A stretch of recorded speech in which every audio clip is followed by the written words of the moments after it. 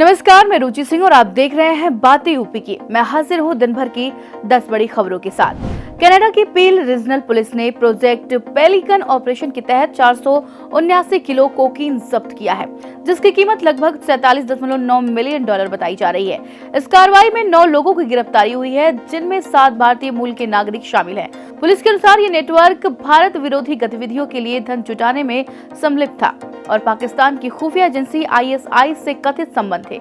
यह कार्रवाई प्रधानमंत्री नरेंद्र मोदी की कनाडा यात्रा से पहले की गई है, जो G7 शिखर सम्मेलन में भाग लेने के लिए 15 से 17 जून को कनाडा जाएंगे। कनाडा के प्रधानमंत्री मार्क कार्नी ने मोदी को सम्मेलन में आमंत्रित किया है, जो दोनों देशों के बीच बढ़ते सहयोग का संकेत है।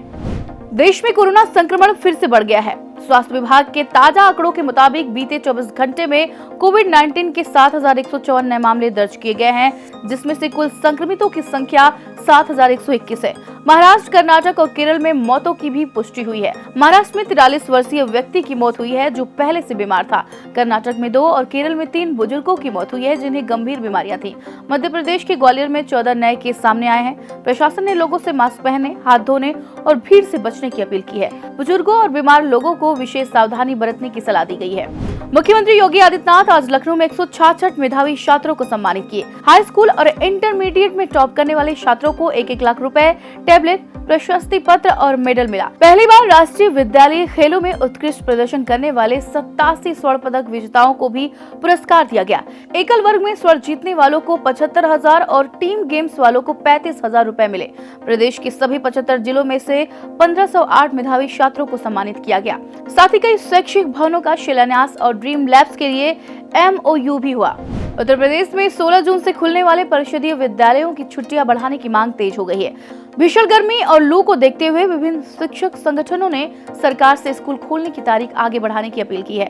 उत्तर प्रदेशीय प्राथमिक शिक्षक संघ और BTC शिक्षक संघ के शिक्षा मंत्री और अधिकारियों को ज्ञापन सौंपकर 30 जून तक स्कूल बंद रखने की मांग की गई है। शिक्षकों का कहना है कि 45 डिग्री से ऊपर जा रहे तापमान में बच्चों का स्कूल आना सुरक्षित नहीं है। इसके अलावा पदोन्नति, चयन, वेतनमान और तबादले जैसे लंबित मामलों को भी उठाया गया। फैसला जल्द लिए जाने की उम्मीद जताई जा रही है। अयोध्या की सुरक्षा अब आर्टिफिशियल इंटेलिजेंस यानी कि AI से हाईटेक होगी। 10,000 CCTV कैमरों को एक सॉफ्टवेयर से जोड़ा जाएगा, जो संदिग्ध का स्केच डालते ही उसकी सटीक लोकेशन बताएगा। इससे पुलिस तुरंत कार्रवाई कर सकेगी। फेस रिकॉग्निशन और कपड़ों के रंग से पहचान करना भी संभव होगा। IG प्रवीण कुमार ने बताया कि जैसे ही कैमरे में अपराधी का चेहरा कैद होगा, कंट्रोल रूम को तुरंत अलर्ट मिलेगा। रामलला के VIP दर्शन के दौरान सुरक्षा और कड़ी की जाएगी। स्थानीय मुखबिरों की भूमिका भी अहम रहेगी। यह तकनीक अयोध्या को और सुरक्षित बनाने में मदद करेगी।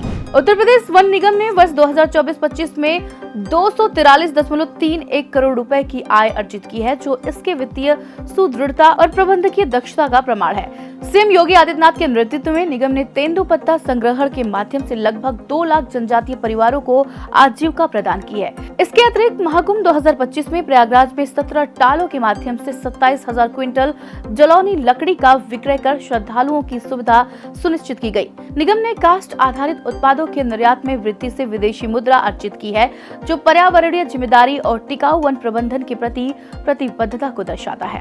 उत्तर प्रदेश में योगी सरकार की शिक्षा नीतियों का सकारात्मक असर दिख रहा है। ऑपरेशन कायाकल्प के तहत 1.91 करोड़ बच्चों को स्मार्ट क्लास, शौचालय, पेयजल, खेल मैदान और डिजिटल लाइब्रेरी जैसी सुविधाएं मिल रही हैं। इसके अलावा प्रोजेक्ट अलंकार के तहत 2,441 माध्यमिक विद्यालयों में 35 पैरामीटर्स की 100% पूर्ति सुनिश्चित की जा रही है, जिसमें नई कक्षाएं, प्रयोगशालाएं, पुस्तकालय और कंप्यूटर लैब शामिल है। मुख्यमंत्री कंपोजिट विद्यालय योजना के तहत हर विधानसभा क्षेत्र में एक विद्यालय स्थापित किया जाएगा, जो प्री प्राइमरी से सीनियर सेकेंडरी तक सभी सुविधाएं प्रदान करेगा। रानी लक्ष्मीबाई स्कूटी योजना के माध्यम से मेधावी छात्राओं को स्कूटी दी जाएगी, जिसमें उनकी उच्च शिक्षा में सहूलियत होगी। इसके अलावा 1500 से अधिक विद्यालयों में आधुनिक सुविधाएं प्रदान की जा रही है और 6500 स्कूलों का पुनर्निर्माण किया जा रहा है। इन पहलों से यूपी की शिक्षा व्यवस्था में गुणात्मक सुधार हो रहा है। उत्तर प्रदेश में बिजली विभाग के कर्मचारियों द्वारा निजीकरण के विरोध में हड़ताल की चेतावनी को मद्देनजर रखते हुए योगी सरकार ने आगामी 6 महीनों तक के लिए हड़ताल पर रोक लगा दी है। यह निर्णय उत्तर प्रदेश आवश्यक सेवाओं का अनुरक्षण अधिनियम 1966 यानी कि ESMA के तहत लिया गया है। सरकार ने स्पष्ट किया है कि इस अवधि के दौरान हड़ताल या कार्य बहिष्कार अवैध माने जाएंगे और संबंधित कर्मचारियों के खिलाफ कड़ी कार्रवाई की जाएगी। यह कदम प्रदेश में निर्बाध बिजली आपूर्ति सुनिश्चित करने के उद्देश्य से उठाया गया है। उत्तर प्रदेश के मुरादाबाद मंडल में अंत्योदय राशन कार्डों में बड़े पैमाने पर फर्जीवाड़े का खुलासा हुआ है। मुरादाबाद, अमरोहा, बिजनौर, संभल और रामपुर जिलों में कुल 4,343 कार्डों की जांच में 1,063 अपात्र कार्ड धारक पाए गए हैं। इस मामले की गंभीरता को देखते हुए राज्य सरकार ने 15 से 21 जून तक सभी ग्राम पंचायतों में राशन कार्डों की जांच और सत्यापन के आदेश दिए हैं। मुख्य सचिव मनोज कुमार सिंह ने सभी जिलाधिकारियों और मुख्य विकास अधिकारियों को इस अभियान में सक्रिय रूप से शामिल होने के निर्देश दिए हैं। उत्तर प्रदेश में आज भी लखनऊ से लेकर के नोएडा तक आज भी भीषण गर्मी और लू का प्रकोप जारी है। मौसम विभाग ने प्रदेश के कई जिलों में रेड, ऑरेंज और येलो अलर्ट जारी किया है। लखनऊ में अधिकतम तापमान 45 डिग्री सेल्सियस तक पहुंच सकता है, जबकि नोएडा में भी तापमान 42 डिग्री सेल्सियस तक जा सकता है। आने वाले दिनों में पूर्वी यूपी में तापमान में 3 से 5 डिग्री सेल्सियस की गिरावट की संभावना है, जबकि पश्चिमी यूपी में 2 से 4 डिग्री सेल्सियस की गिरावट हो सकती है। हालांकि राहत के लिए मानसून का आगमन 18 से 25 जून के बीच संभावित है। तब तक लोगों को अत्यधिक गर्मी और लू से बचने के लिए सावधानी बरतने की सलाह दी जाती है। तो ये थी दिन भर की 10 बड़ी खबरें। ऐसी ही खबरों के लिए आप देखते रहिए और करते रहिए बातें यूपी की।